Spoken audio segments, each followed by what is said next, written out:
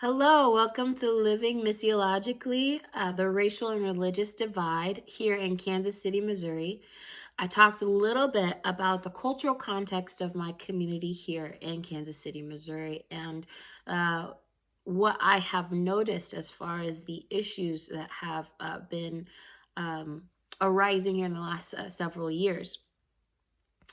And so, in this episode, I would like to talk about what's the first step into building that bridge. What is the first step as believers, as those who are pursuing to live a life of missions?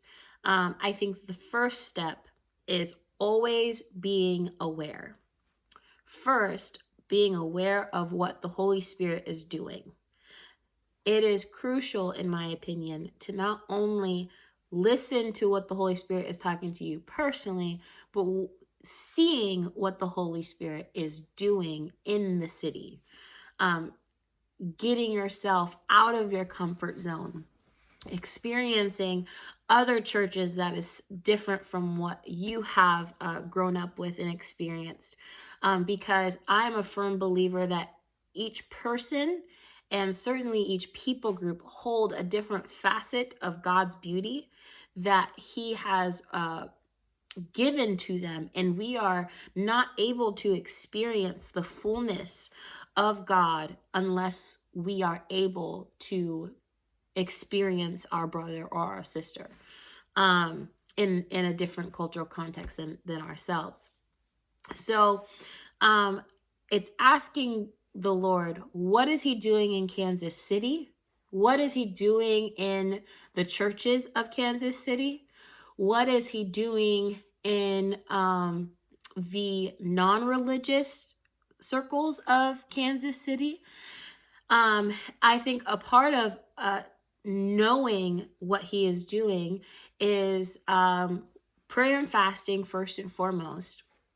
And I'll hit on that more later on. But for the sake of time, I want to really hit on doing a neighborhood survey, going to different neighborhoods and asking without bringing up a bunch of biblical jargon, so that way it's a safe and safer environment for those that aren't religious, asking them what do they think their community needs right now.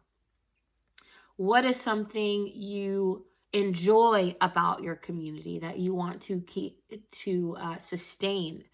What is something that you've noticed was great but we need to improve on? Is it the housing crisis? Is it our parks and recreation? Do we have a high criminal ratings? What is it? And I have done that in our community, in this community.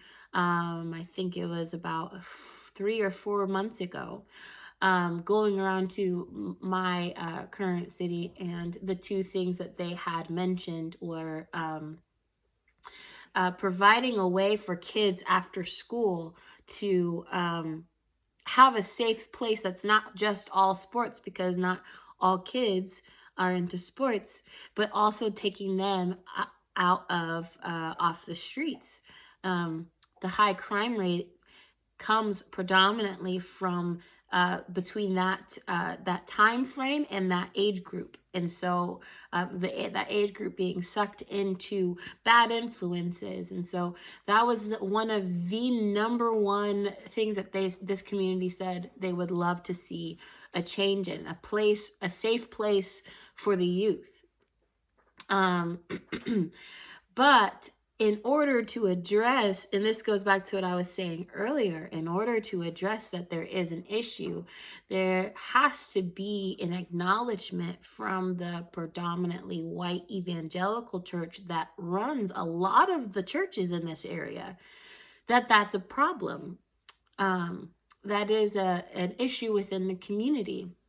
But something I have notice, and I say this with all of the kindness in my heart, not to slander about any church or anything, But something I have noticed is that with a lot of the churches in this community, what they have a main focus, whether if it's prayer and fasting or discipleship or, cross-cultural missions, there's not a lot of engagement with the local community.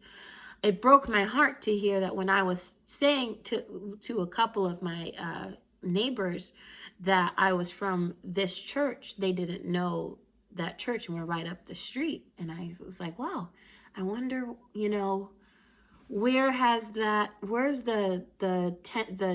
loss, how did we lose that connection with our local community?